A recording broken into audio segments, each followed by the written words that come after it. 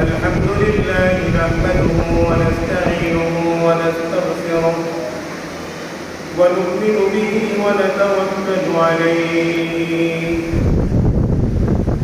ونعوذ بالله من شرور أنفسنا ومن سيئات أعمالنا من يهد الله فلا مضل له ومن يضلله فلا هادي له ونشهد أن لا إله إلا الله وحده لا شريك له ونشهد أن سيدنا وسندنا وحبيبنا وحبيب ربنا وطبيبنا وطبيب قلوبنا ومولانا محمد صلى الله تعالى عليه وعلى آله وأصحابه وبارك وسلم تسليما كثيرا كثيرا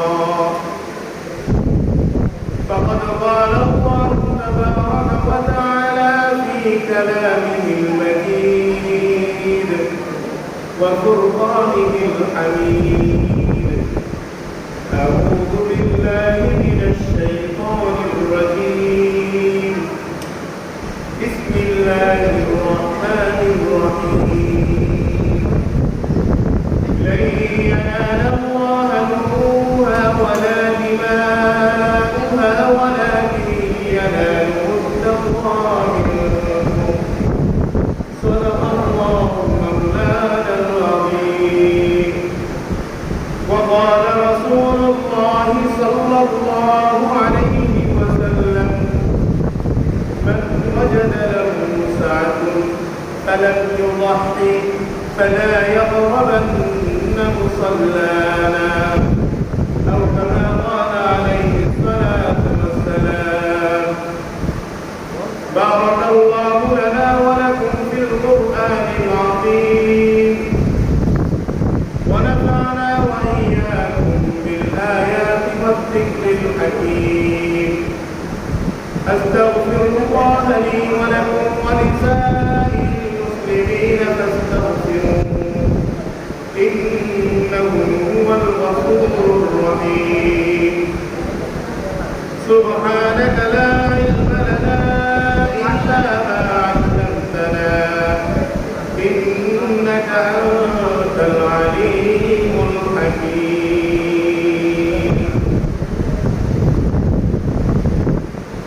واحترم معزز المصلي علينا মহান রব্বুল আলামিনের দরবারে আপনাদের শুকর যে মহান রব্বুল আলামিন আমাদেরকে জুমার দিনে সমস্ত ব্যস্ততা থেকে ফারিগ হয়ে জুমার নামাজ আদায় করতে মসজিদে আসা কোরআন এবং হাদিসের আলোকে দ্বীনি কথাবার্তা বলা এবং শোনার তৌফিক দিয়েছেন এই জন্য দিন থেকে শুকরিয়া আদায় স্বরূপ সকলেই বলি আলহামদুলিল্লাহ।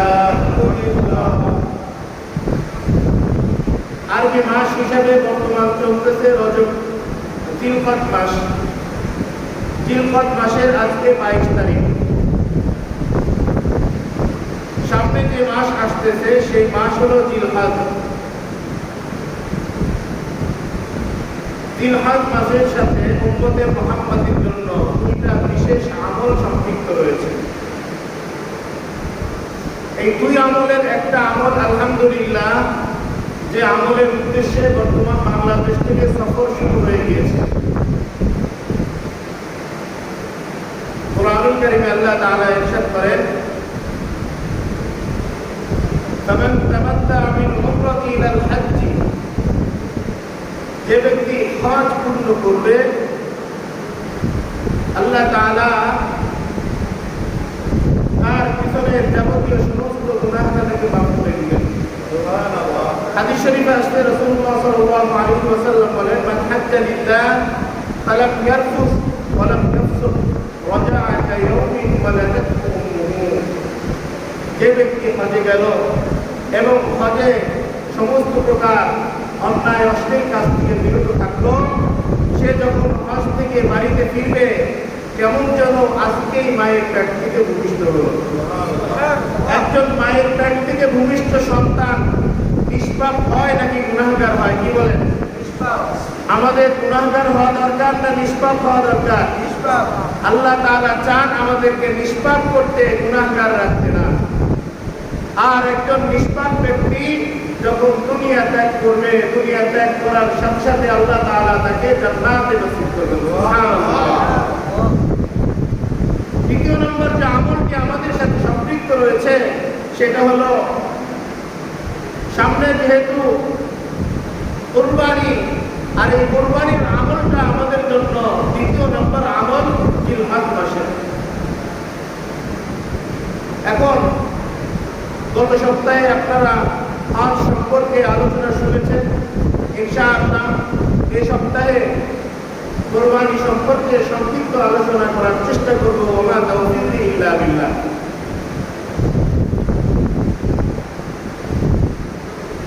কুরবান এটি আরবি শব্দ, যার থেকে উর্দু অথবা ফার্সি যেটাকে আমরা কুরবানি নামে প্রসিদ্ধ।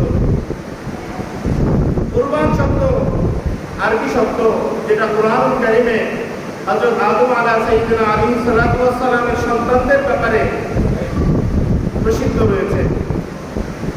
আদম আলাইহিস সালামের সন্তান সম্পর্কে আল্লাহ তাআলা কোরআন কারিমে ইরশাদ করেন, إذ قربا قربانا فتقبل من أحدهما ولم يتقبل من الآخر قال لأقتلنك قال إنما يتقبل الله من المسلمين। এই আয়াতের অর্থ এই মুহূর্তে আমি বলছি না, আমি এখান থেকে শুধু কুরবান শব্দটা কোরআন কারিমে যে এসেছে, এখানে কুরবান শব্দের অর্থ নৈকট্য অর্জন করে। আমাদের বাংলায় সেই ফার্সি বা উর্দু থেকে যে কুরবানি, এই কুরবানি শব্দটা আমাদের বাংলায় প্রসিদ্ধ। সেই হিসাবে যেহেতু কুরবান শব্দ থেকেই এসেছে, এই জন্য আমরা কুরবান শব্দের অর্থ বা কুরবানি শব্দের অর্থ আল্লাহর নৈকট্য অর্জন করা, এই অর্থটা নিতে পারি। কুরবানির দ্বিতীয় আরেকটি অর্থ রয়েছে, আরেকটি ব্যবহার রয়েছে, যেটা হাদিস শরীফে এসেছে, উদহিয়া। এই উদহিয়া এর থেকে বহুবচন আযহা, যার থেকে আমাদের জিলহজ মাসের 10 তারিখে কুরবানি করার মাধ্যমে ঈদুল আযহা, আমাদের আযহার খুশি নামে প্রসিদ্ধ। ঈদুল আযহা, এই আযহা হলো নির্ধারিত সময়ে নির্ধারিত পশুকে নির্ধারিত নিয়মে আল্লাহ তাআলার সন্তুষ্টির উদ্দেশ্যে জবেহ করাকে আযহা বা উদহিয়া বলা হয়। সুতরাং আমরা উদহিয়া বলি, আযহা বলি, কুরবান বলি, কুরবানি বলি, সব কিছুর সমষ্টি হলো আল্লাহ তাআলার নৈকট্য অর্জন করা। আমি শুরুতে একটি আয়াতে কারিমা তেলাওয়াত করেছি, যেখানে আল্লাহ তাআলা ইরশাদ করেন, لن ينال الله لحومها ولا دماؤها ولكن يناله التقوى منكم। আয়াত আল্লাহ তাআলা ইরশাদ করেন, لن ينال الله, আল্লাহ তাআলার কাছে পৌঁছে না, লুহুমহা ওয়ালা দিমাউহা, তার গোশত এবং রক্ত। তাহলে আমরা যে পশু কুরবানি করি, এই পশু কুরবানির গোশত, রক্ত, চামড়া থেকে শুরু করে কোনো কিছুই আল্লাহ তাআলার কাছ পর্যন্ত পৌঁছে না। সুতরাং আমি কত বড় কুরবানি করলাম নাকি ছোট কুরবানি করলাম, অনেক বেশি কুরবানি করলাম নাকি অল্প কুরবানি করলাম, যেহেতু আল্লাহ তাআলার কাছে কুরবানির গোশত এবং রক্ত কিছুই পৌঁছে না, সুতরাং আমার ওই কুরবানি কত বড় ছিল কত ছোট ছিল, এটা দিয়ে কুরবানি কখনোই মাপা হয় না। তাহলে কুরবানি মাপা হবে কিসের দ্বারা? আল্লাহ তাআলা কোরআন কারীমে ইরশাদ করেন, ওয়ালাকি ইয়ানালুহু তাকওয়া মিনকুম। আল্লাহ তাআলা দেখেন তাকওয়া, কি দেখেন? তাকওয়া। তাহলে তাকওয়াটা বড় হয় কিভাবে? তাকওয়া বড় হয় তার মনের অবস্থার কারণে। অনেক বড় পশু কুরবানি দেওয়ার পরেও তার তাকওয়া অনেক উঁচু থাকতে পারে, আবার ছোট পশু কুরবানি দেওয়ার পরেও তার তাকওয়া নিচু হতে পারে। এই জন্য তাকওয়া অর্জন করা, তাকওয়া কি জিনিস ইনশাআল্লাহ সামনে আলোচনায় আসবে। এখন আলোচনার বিষয়বস্তু হলো যে এই কুরবানি কি শুধু উম্মতে মুহাম্মাদের জন্যই ছিল নাকি পূর্বেও কোরবানির প্রচলন ছিল। এখন আমি সেই আয়াতে কারিমা দ্বিতীয়বার আবার পাঠ করছি। আল্লাহ তাআলা কোরআন কারীমে ইরশাদ করেন, ইয কররাবা কুরবানা ফাতুকবিলা মিন আহাদিহিমা ওয়া লাম ইউতাকাব্বাল মিনাল আখার ক্বালা লাআকতুলান্নাক ক্বালা ইন্নামা ইয়াতাকাব্বালুল্লাহু মিনাল মুসলিমিন। এই আয়াতে পূর্বের ঘটনা সংক্ষিপ্ত আকারে একটু বলা দরকার। হযরত আদম আলাইহিস সালাম তিনি পৃথিবীর সর্বপ্রথম মানব। এরপরে হযরত হাওয়া আলাইহিস সালামকে আল্লাহ তাআলা সৃষ্টি করলেন। এই দুজনকে সৃষ্টির পরে আল্লাহ তাআলা এই দুজনের মাধ্যমে দুনিয়ার বুকে জোড়ায় জোড়ায় মানব সন্তান দুনিয়ার বুকে পাঠিয়েছেন। কেমন জোড়া ছিল? প্রত্যেকটা জোড়ায় আল্লাহ তাআলা একজন পুরুষ এবং একজন নারী। আদম আলাইহিস সালামের সন্তান হয়েছে একটা ছেলে একটা মেয়ে, একসাথে একই করে। আর বিবাহ বন্ধনের নিয়ম অনুযায়ী ইসলামের ওই সময়ের নীতিমালা ছিল একই সাথে যে সন্তান জন্মগ্রহণ করেছে তারা পরস্পরের বিবাহ বন্ধনে আবদ্ধ হতে পারবে না। সুতরাং কিভাবে বিবাহ বন্ধনে আবদ্ধ হবে? বিবাহ বন্ধনে আবদ্ধ হওয়ার নিয়ম হলো যে প্রথম জোড়ার সন্তান, প্রথম জোড়ার ছেলে দ্বিতীয় জোড়ার মেয়ের সাথে বিবাহ করবে, অথবা দ্বিতীয় জোড়ার ছেলে প্রথম জোড়ার মেয়ের সাথে। এইভাবে এক কথায় তার সমজোড়ার সাথে বিবাহ বন্ধনে আবদ্ধ হবে না। আল্লাহ তাআলার পক্ষ থেকে এই সিদ্ধান্ত হযরত আদম আলাইহিস সালামের সন্তান তার ভিতরে এক সন্তান মানতে পারলেন। মানতে না পারার কারণ হলো তার জোড়ার যে মেয়ে ছিল সে ছিল অত্যন্ত সুন্দর, চেহারা সুন্দর ছিল, তার মহব্বত তাকে ছাড়তে পারলো না।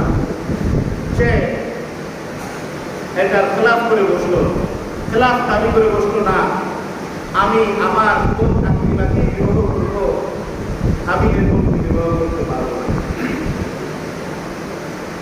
যখন তাদের ভিতরে প্রায় বাদ বিবাদটা অত্যন্ত খারাপ পর্যায়ে যাওয়ার মতো অবস্থা তৈরি হলো, তখন আল্লাহ তাআলার পক্ষ থেকে নির্দেশ আসলো।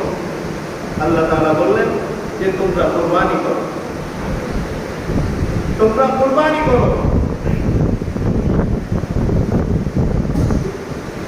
উভয় কুরবানি করলো। এই কুরবানির ভিতরে কাবিল সে পশু চড়াইত এবং হাবিল সে হলো খাবারের চাষাবাদ করত। আগের কুরবানি আর বর্তমান কুরবানির ভিতরে একটা ছোট্ট পার্থক্য রয়েছে। আগের কুরবানি ছিল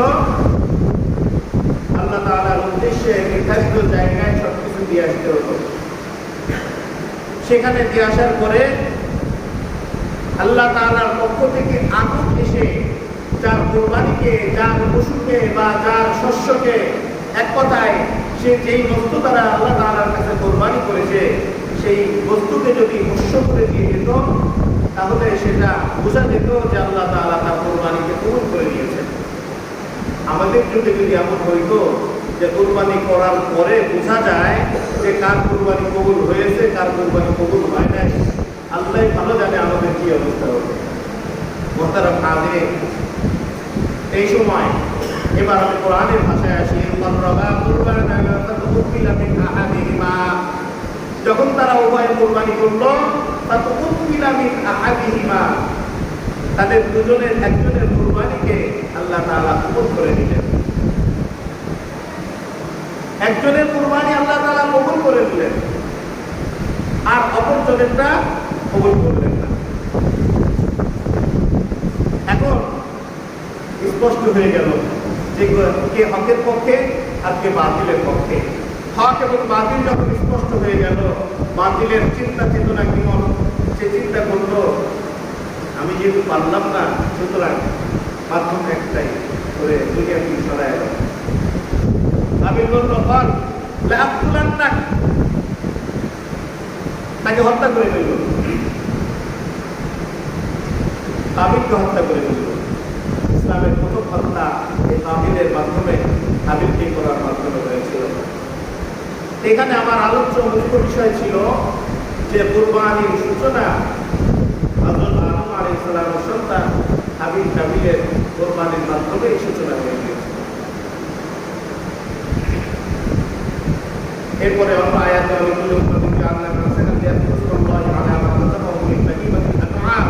এই আয়াতে অন্যান্য উম্মতদের তাদের কুরবানির ব্যাপারেও এখানে আলোচনা করা হয়েছে। এখন মুখ্য আলোচনার বিষয় হলো আমাদের যে বর্তমান কুরবানি নতুন নিয়মে নতুন পদ্ধতিতে, এই পদ্ধতি বা এই নিয়ম কোথা থেকে আসে?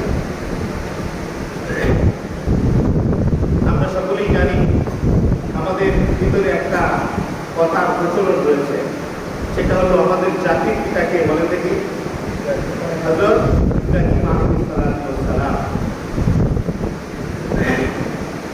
ইব্রাহিম আলাইহিস সালামকে জাতির পিতা এজন্যই বলা হয়, উম্মতে মুহাম্মাদীর অধিকাংশ আমল, যেটা বিশেষ গুরুত্বপূর্ণ অনেকগুলো আমল, যেটা ইব্রাহিম আলাইহিস সালামের কুরবানিকে আল্লাহ তাআলার পছন্দ হয়েছে এবং উম্মতে মুহাম্মাদীর জন্য এটাকে বাধ্যতামূলক করে দিয়েছে, ওয়াজিব করে দিয়েছে। সেটাই কোরআনের ভাষায় আমরা জানব। তার শুরুতে আমরা যে একটা আয়াত করি,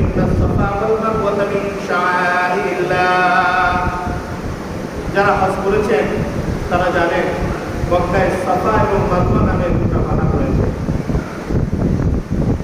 এই সাফা মারওয়া পাহাড়ে এখানকার একটা বড় ইতিহাস রয়েছে। সংক্ষিপ্ত আকারে বলবো, সময় সংক্ষিপ্ত। হযরত ইব্রাহিম আলাইহিস সালামের 100 বছর পার হয়ে গিয়েছে, কোনো সন্তান নেই। আল্লাহ তাআলার কাছে সন্তান চাইলেন, আল্লাহ তাআলা সন্তান দিলেন বৃদ্ধ বয়সে। এখন বলে অনেক চাওয়ার পরে যখন একটা সন্তান হয়, ওই সন্তানের প্রতি মহাব্বত কি পরিমাণ থাকে? বেশি থাকবে না? স্বাভাবিক অবস্থায় ওই সন্তানের প্রতি মহাব্বত কি থাকবে? বেশি থাকবে। ঠিক সেম অবস্থাও ছিল। এখন আল্লাহ তাআলা তো সবকিছুই জানেন, এরপরে পরীক্ষা করতে চাইলেন যে ইব্রাহিম খলিল তো আমাকে মহব্বত করে, তার এতদিন পরে সন্তান আসলো, এই সন্তানকে বেশি মহব্বত করে নাকি আমাকে বেশি মহব্বত করে? আল্লাহ তাআলা পরীক্ষা করতে চাইলেন। আমাদেরকে যদি এরকম পরীক্ষা নিত, আমরা তো প্রথম পর্যায়ে একেবারে হেরে যেতাম। আল্লাহ তাআলা পরীক্ষা করলেন। প্রথম পর্যায়ের পরীক্ষা ছিল যে আল্লাহ তাআলার নির্দেশ, মা হাজেরা এবং শিশু ইসমাঈলকে অনেক দূর উপত্যকা মক্কা নগরীতে নিয়ে আসা। যখন মক্কা আবাদ ছিল না, মক্কায় অল্প কিছু জনগোষ্ঠী বাস করত, সেখানে বর্তমান যেমন অধিক পরিমাণে খাদ্য দ্রব্য সবকিছু পাওয়া যায়, এতটা সবকিছু পাওয়া যেত না। আল্লাহ তাআলার নির্দেশ, বিবি হাজেরাকে নিয়ে চলে গেলেন মক্কায়, সেখান থেকে রেখে চলে আসলেন। খানা বাবদ যা কিছু ছিল সংক্ষিপ্ত আকারে শেষ হয়ে গেল। আশেপাশের অবস্থান করুন, খাবার দাবার কিছু নেই। সাধারণ অবস্থায় বালুকাময় পাহাড়, যখন সূর্যের আলো লাগে তখন চিকচিক করতে থাকে, আর মনে হয় এই কিছু পানি পাওয়া গেল। পানির জন্য ছুটতে থাকে। একবার সাফা মারওয়ায় ওঠে, সাফা পাহাড়ে ওঠে, মারওয়া পাহাড়ে দেখে মনে হয় হয়তো ওখানে পানি রয়েছে, আবার ওখানে যায়। এইভাবে 7 বার যখন চলাফেরা করলো, এরপরে আসার পরে দেখলো আল্লাহ তাআলা ইসমাঈল আলাইহিস সালামের পায়ের আঘাতের কারণে সেখানে যে ক্ষত সৃষ্টি হয়েছে, সেই ক্ষতের মাধ্যমে একটা নহরের ব্যবস্থা করে দিয়েছেন, যে নহরের পানি আমরা এখনো পর্যন্ত অত্যন্ত গুরুত্ব সহকারে পান করি। আমাদের কাছ থেকে যারা হজে যায়, অন্তত পক্ষে তাদের থেকে কিছু চাহিদা থাক বা না থাক, একটা চাহিদা সবারই থাকে, আমাকে একটু জমজমের পানি দিও। কি বলে, চাহিদা থাকে না? এই সেই জমজমের পানি, যেটা ইসমাঈল আলাইহিস সালামের একাকী কান্নার কারণে পদাঘাতে যেটা তৈরি হয়েছিল, আল্লাহ তাআলা তৈরি করে দিয়েছিলেন। আল্লাহ তাআলা এটাকে উম্মতে মুহাম্মাদীর জন্য নিদর্শন করে দিয়েছেন। ফামান হাজ্জাল বাইতা আও ইয়াতামারা ফালা জুনাহা আলাইহি আন ইয়াতাওয়াফা বিহিমা ওয়া মান তাতাওয়া খায়রান ফা ইন্নাল্লাহা শাকিরুন আলীম। এখানে আল্লাহ তাআলা যারা হজ এবং উমরায় যায় তাদেরকে সাফা এবং মারওয়া সাই করার জন্য নির্দেশ দিয়েছেন। কুরবানির বিষয়ে সংক্ষিপ্ত আলোচনা যদি করি, যখন ওই শিশু বাচ্চা মোটামুটি চলাফেরার মতো বয়স চলে আসলো, চলাফেরা করে, দৌড়াদৌড়ি করে। আয়াতের শুরু থেকে যদি তেলাওয়াত করি, আল্লাহ তাআলা ইরশাদ করেন, আল্লাহ তাআলা বলেন, রব্বি হাবলি মিনাস সালিহিন। ইব্রাহিম আলাইহিস সালাম আল্লাহ তাআলার কাছে দোয়া করলেন, রব্বি হাবলি মিনাস সালিহিন, আমাকে একজন নেককার সন্তান দান করে। এইজন্য আমাদের যাদের সন্তান সম্পর্ক বা সন্তান হচ্ছে, আমরা সর্ব অবস্থায় আল্লাহর কাছে দোয়া করব, রব্বি হাবলি মিনাস সালিহিন, আল্লাহ আমাকে নেককার সন্তান দান করে। সন্তান যদি নেককার না হয়, তাহলে ওই পিতামাতার জন্য জীবনটা কতটা কষ্টদায়ক হয়, একমাত্র যাদের সন্তান বিপদগামী হয়েছে তারাই ভালো জানে। আল্লাহ তাআলার কাছে ইব্রাহিম আলাইহিস সালাম দোয়া করলেন, রব্বি হাবলি মিনাস সালিহিন, ফাবাশশারনাহু বিগুলামিন হালিম। আল্লাহ তাআলা ধৈর্যশীল একটা সন্তান ইব্রাহিম আলাইহিস সালামকে দান করলেন। ফালাম্মা বালাগা মা'আহু সা'য়া, যখন চলাফেরার বয়স আসলো, ক্বালা ইয়া বুনাইয়া, সন্তানকে বললেন, ইয়া বুনাইয়া, হে আমার সন্তান, ইন্নী আরা ফিল মানাম, আমি স্বপ্নে দেখলাম, আন্নী আযবাহুকা, আমি তোমাকে জবাহ করতেছি, ফানজুর মাযা তারা, এই ব্যাপার তোমার যেমন পিতা ছিল, আল্লাহ তাআলা তেমন সন্তানই তৈরি করে দিয়েছিলেন। ক্বালা, সন্তান বললেন, ইয়া আবাতি, হে আমার পিতা, ইফআল মা তু'মার, আল্লাহ তাআলা আপনাকে যে আদেশ করেছেন, আপনি আপনার প্রভুর আদেশকে পূরণ করুন। সাতাজিদুনি ইনশাআল্লাহু মিনাস সাবিরিন, আপনি আদেশ পূরণকালে আমাকে ধৈর্যশীলদের অন্তর্ভুক্ত পাবেন। অর্থাৎ আল্লাহর আদেশ পূরণ করার জন্য আপনি যে চেষ্টা ব্যয় করবেন, সেই চেষ্টার ভিতরে আমি কোনো অবস্থাতেই বাধা হয়ে দাঁড়াব।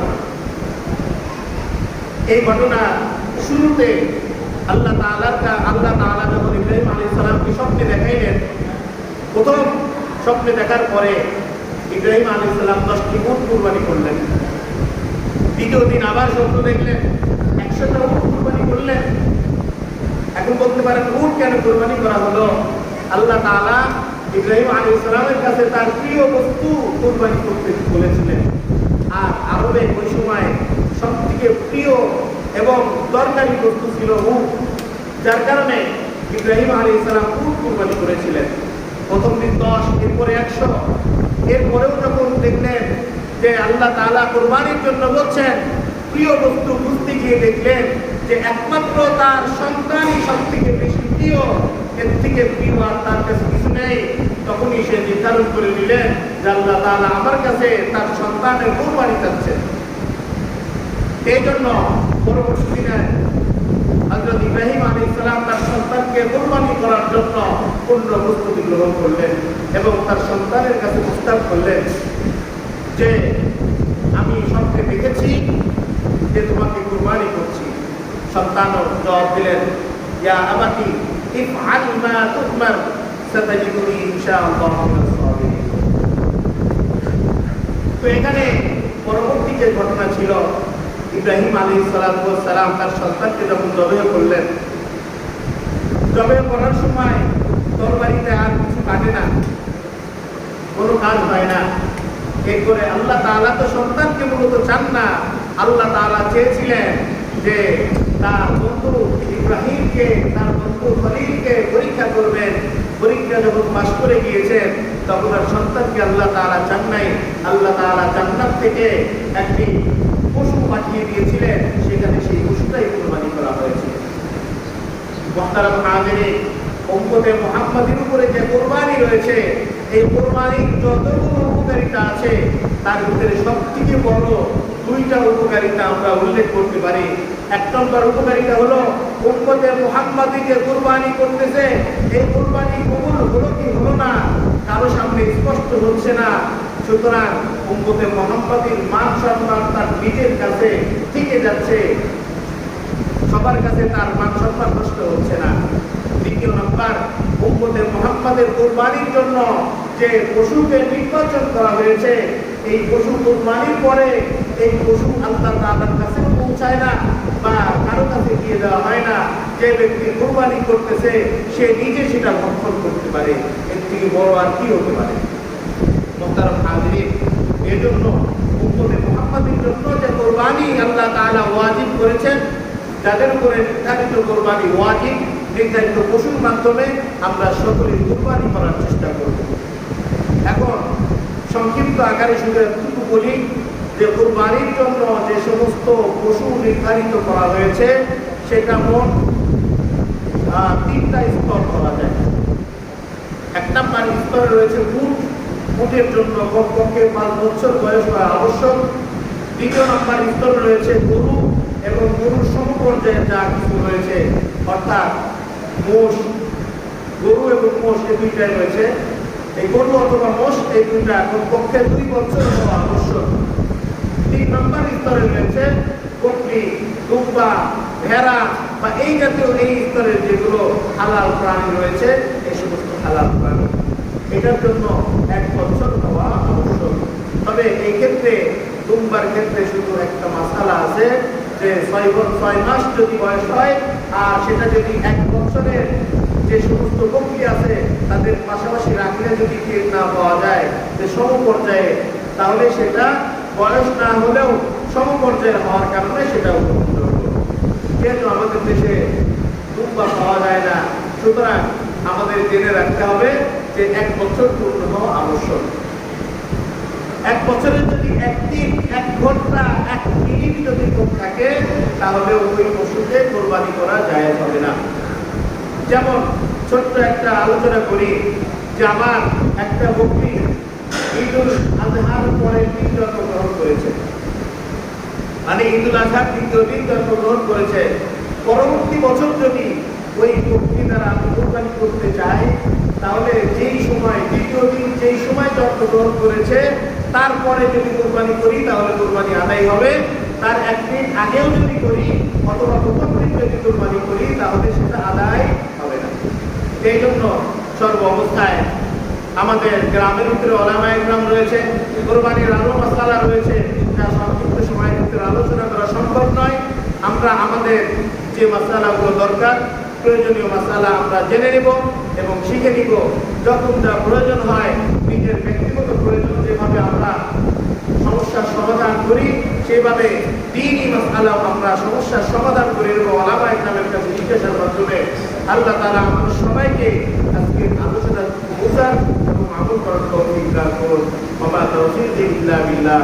যারা সুন্নাত করি নাই যারা সুন্নাত করেন।